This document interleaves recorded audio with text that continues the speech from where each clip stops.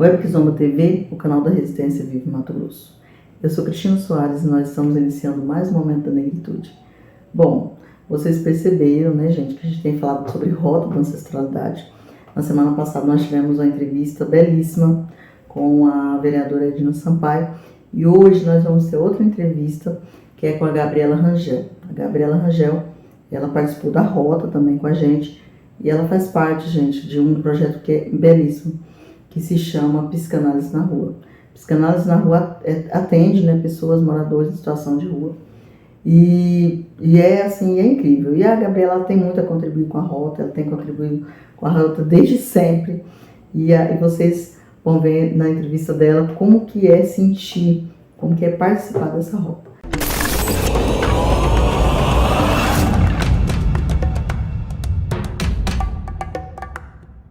Web Kizomba TV, o seu canal da Resistência Viva. Estamos aqui com a psicanalista Gabriela Rangel, que tem o projeto Psicanálise na Rua há 7 anos, trabalhando aqui, em específico na região do Beco do Candeeiro, não é, Gabriela? Ou é em toda a região histórica?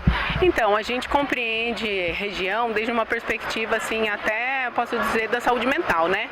O território como um território que tem a ver com a saúde mental. Então, a gente não tem fronteiras definidas como já o referenciamento oficial de, sei lá, bairro, por exemplo, né?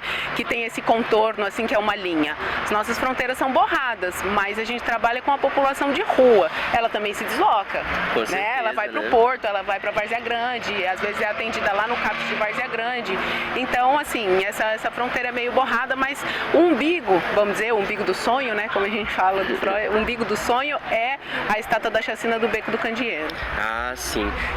A psicologia, a psicanálise na rua, né, é um projeto que acolhe, né, pessoas em situações de vulnerabilidade, né, e aí dá esse suporte, né, muito essencial, né. Eu acho a psicanálise uma ferramenta, assim, incrível, principalmente a partir de um olhar de uma pessoa preta, né, porque aí você traz muito mais compostos, né, a essa esfera do que naquela rodinha de homens brancos, né, e do pensamento da nossa saúde mental, porque a nossa saúde mental é completamente diferente das experiências de uma pessoa branca, não é, Gabriela? Eu acho até interessante você trazer isso, porque assim, existe uma diferença muito grande entre psicologia e psicanálise, né? A psicologia, ela tá alinhada com toda essa questão da medicação, do entendimento da pessoa ou do ser, desde uma perspectiva naturalista, né? De uma ciência natural. A psicanálise não, né? A gente está tratando de linguagem. Então, onde a gente trata de linguagem, a gente vai tratar de história também. A gente vai tratar de ancestralidade. Isso é fundamental, né? Freud não estava brincando quando ele estava falando do pai. A gente pode até fazer um alinhamento assim, que é como quando os nossos ancestrais ou os nossos mestres falam no vovô, né? Quer dizer, tem toda uma ancestralidade que também nos pertence, né? O eu é um outro, né? Sim. A gente não é puramente assim, esse eu narcísico que é definido de novo por linhas e isso que eu vejo numa imagem, né? O eu é muito, o sujeito é muito mais do que isso. Então essa é uma concepção da psicanálise. A psicologia não tem essa concepção de que existe um eu que é narcísico, esse recorte aqui, e um sujeito aí dentro que expande muito. E falando dessa expansão de sujeitos, fala da nossa ancestralidade, né? Todas essas pulsações. E como que foi pra ti esse encontro? Como que tu partiu para a ideia do projeto, né? E como que a rota da ancestralidade se conecta aí na sua experiência particular, mas também a partir dessa sua expansão para o profissional, né? É gostoso falar isso, é muito bom. Eu acho que a psicanálise, ela tem também essa coisa peculiar, que é dela começar de nós mesmos, assim. Então, da onde que eu cheguei na psicanálise? A partir do meu próprio sofrimento, né? Não foi de um lugar iluminado, não. Foi de um lugar de sofrimento, de angústia, e aí eu comecei com a minha análise, né? E a partir desse momento, muita coisa se passou. Quando eu fui fazer mestrado, e eu sou formada em arquitetura, e aí eu fui trabalhar no IFAM, quer dizer, com ancestralidade, história, e nisso eu via um apagamento muito grande, e não só um apagamento no sentido do que era revelado na história promovido, mas também no que tinha a ver com como a gente aplicava a legislação igual para pessoas de baixa renda e para pessoas de alta renda. Então você exige um arquiteto de uma pessoa que tem uma baixa renda, uma professora primária que tem quatro filhos, entendeu? Está querendo fazer uma restauração lá, uma reforma na sua casa que está em centro histórico, da mesma forma como você exige para uma pessoa branca que tem lá seus advogados. Então a legislação ela é muito excludente, a gente precisa entender isso. O Estado foi feito por pessoas brancas para excluir. Quando você está dentro do Estado, isso na saúde, na cultura, em todos os lugares, né? Na cultura a gente tem uma pontinha assim, porque aí ficou essa coisa étnica, né? A preta é étnica. Então a gente tem uma pontinha para poder trazer essa discussão.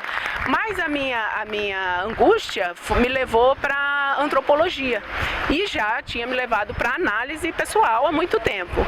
E dentro da antropologia, que eu consegui conhecer outras epistemologias, quer dizer, outras formas de saber sobre de aprender, né? Aprender, saberes, né? Exatamente, esse lugar, né? Porque é muito transversal, é muito grande, a gente não dá para pensar uma área que vai conseguir falar tudo sobre, sabe, sei lá, o negro ou sobre a pessoa.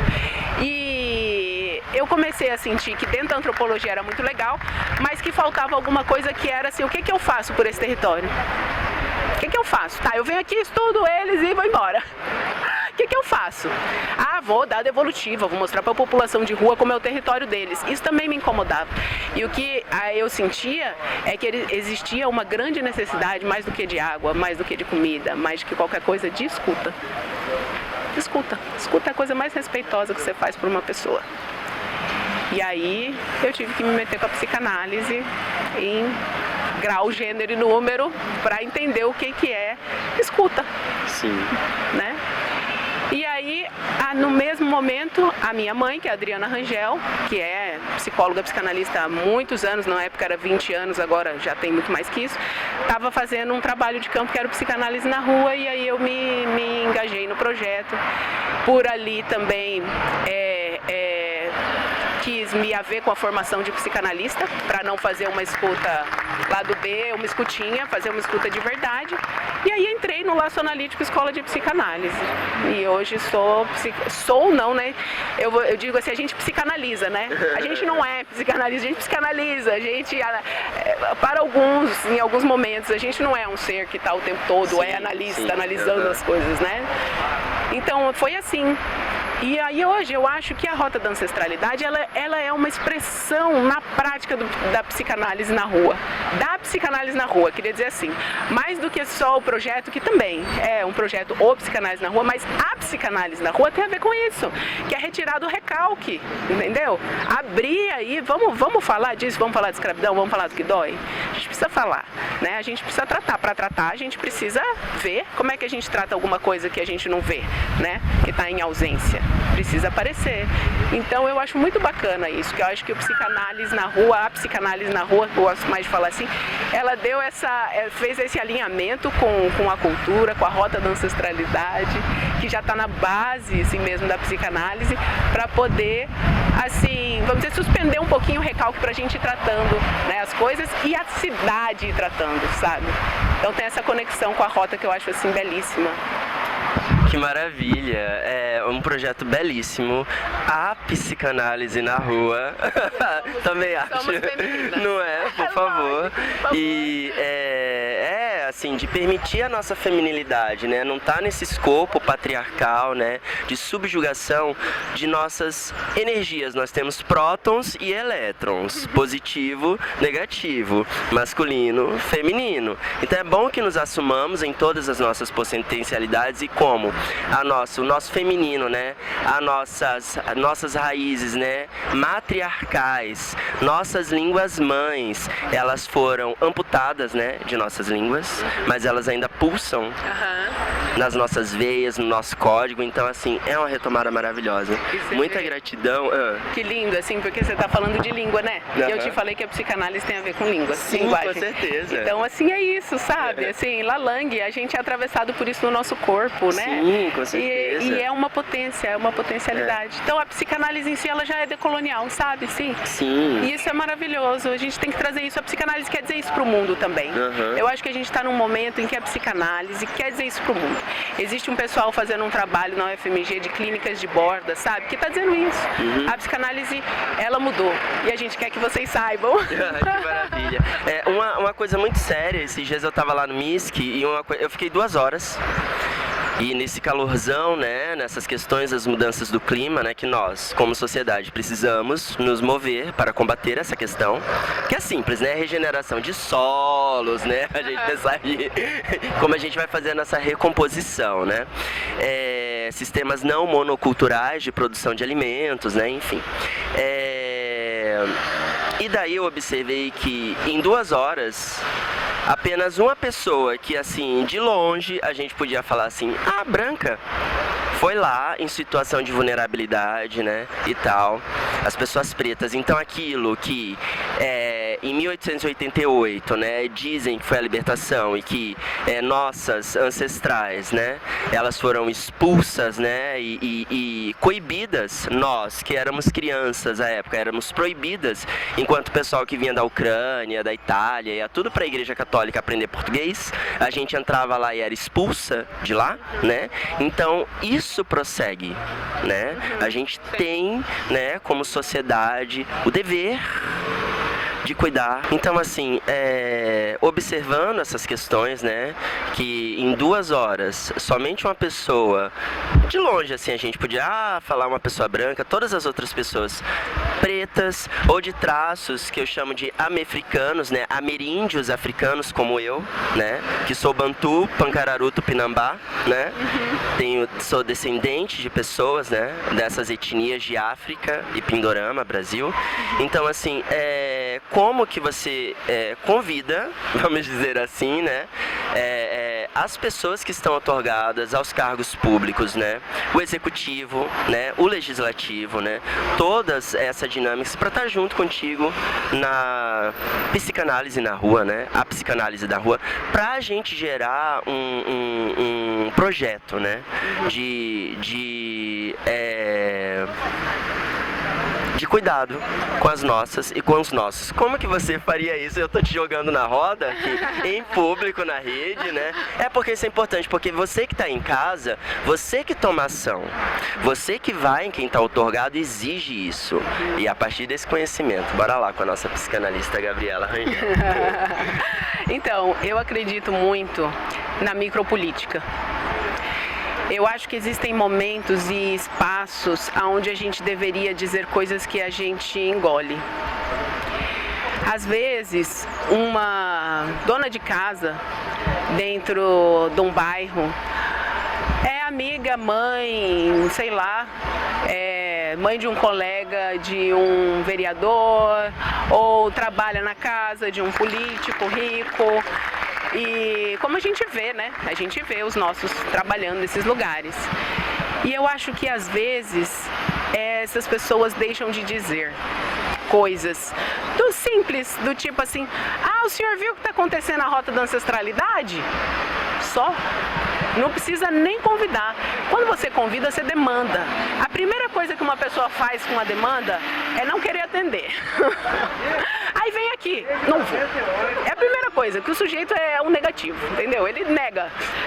Que nem criança, não tem uma fase assim da criança? Pronto. Mas assim, dizer que você está vendo, sabe? Tá acontecendo, tem um movimento lá, tem um parará. Logicamente, votar nos nossos vereadores, né? Porque ficar acreditando que alguém vai pegar os instrumentos do Estado, uma pessoa branca que não tem conexão, não tem conexão, eu não tô falando porque a pessoa é branca de pele, não, tô falando porque ela não vem na rota. Ela não dança, ela não sua, ela não escuta música, ela não sente o cheiro. Como é que essa pessoa vai ser atravessada por isso, que é sentido no corpo? Ela não vai ser atravessada e ela se nega a vir. Ela pode até olhar pelo online, pelo virtual, mas ela não vem. Então a primeira coisa que eu acho que assim, nós enquanto agentes políticos, podemos fazer é apontar que estamos vendo, que isso está nascendo, que estamos nos orgulhando de ser quem nós somos, entendeu? E que a gente está com a cabeça em pé, altivos, né? Diante disso. Estamos vendo o que vocês estão fazendo. Eu acho que essa mensagem é necessária. E os políticos venham participar da rota, venham colocar o pé no território. Eu já vi alguns políticos na lavagem de São Benedito, tinha que dar banho deles de cheiro, entendeu? Tem que molhar essas pessoas, a gente tem que afetar o corpo.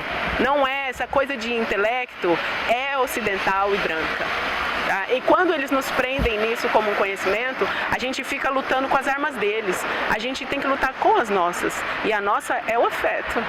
É o afeto. É o afeto. Então, bora cuidar das nossas, dos nossos, e muita gratidão. Nossa psicanalista aqui, Gabriela Rangel. E bora, Web Kizomba TV.